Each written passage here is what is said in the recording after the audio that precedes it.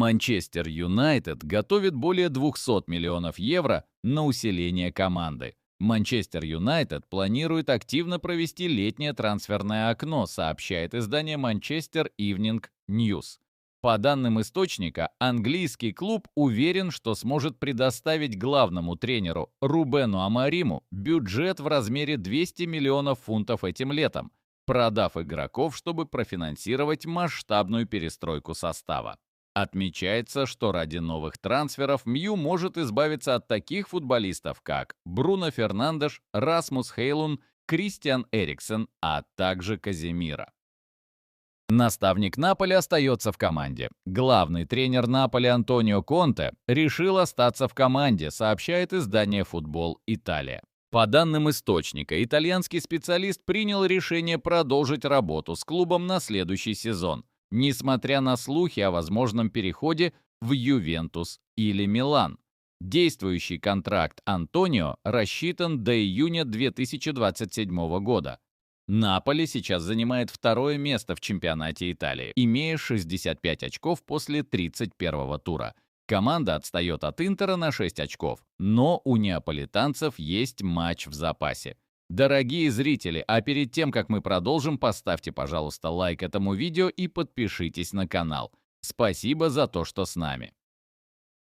Арсенал планирует избавиться от бывшего лидера Ливерпуля и Манчестера Сити. Арсенал не имеет намерений подписывать вингера команды Рахима Стерлинга на постоянной основе, сообщает издание Football Insider.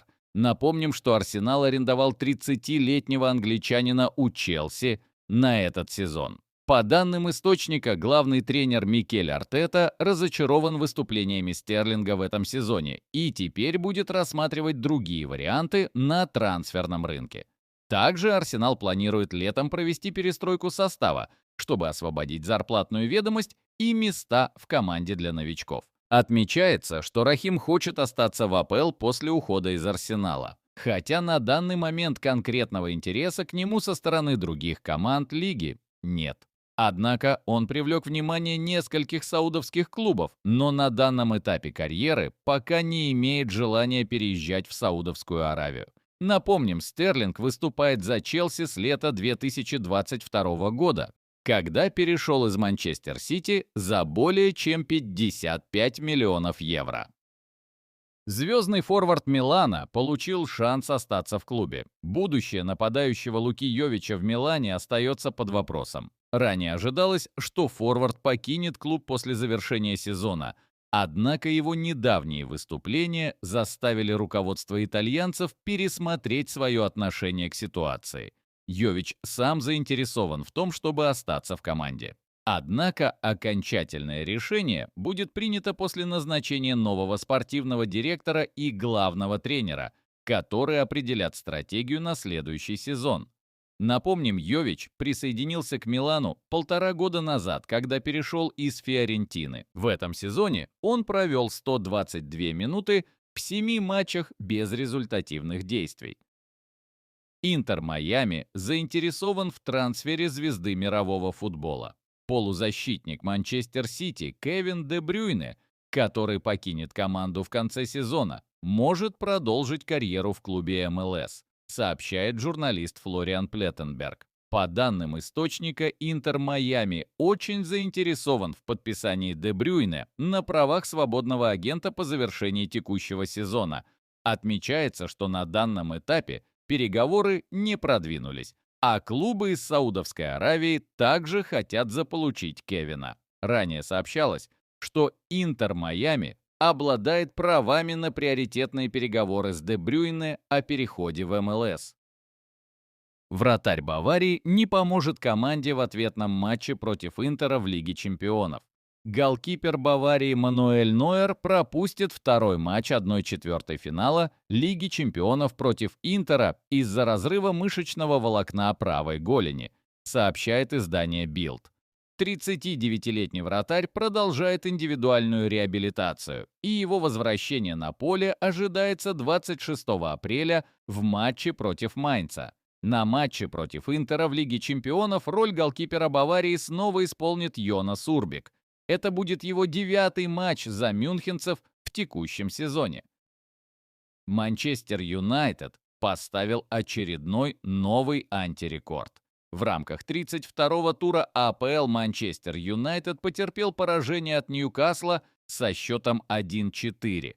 Манчестер Юнайтед потерпел больше поражений в матчах Премьер-лиги после завершения тренерской карьеры Алекса Фергюсона, чем за весь период его пребывания в должности главного тренера. С момента ухода шотландского тренера в 2013 году Манчестер Юнайтед провел 450 матчей в Премьер-лиге и потерпел 115-е поражение. За всю 27-летнюю карьеру Фергюсона во главе клуба команда проиграла 114 раз, при этом сыграв аж 810 матчей в английской лиге. В настоящее время Манчестер Юнайтед находится на 14-м месте в турнирной таблице АПЛ. Хорошая новость для каталонской Барселоны. Полузащитник Барселоны Дани Ольмо восстановился после травмы и попал в заявку команды на матч Лиги чемпионов против Боруссии Дортмунд. Напомним, Ольмо получил травму приводной мышцы правой ноги во время матча 27-го тура Ла Лиги против Осасуны. Однако теперь с футболистом все в порядке, и он готов помочь Барсе выйти в полуфинал Лиги чемпионов. Челси готовит солидную сумму за трансфер очередного футболиста.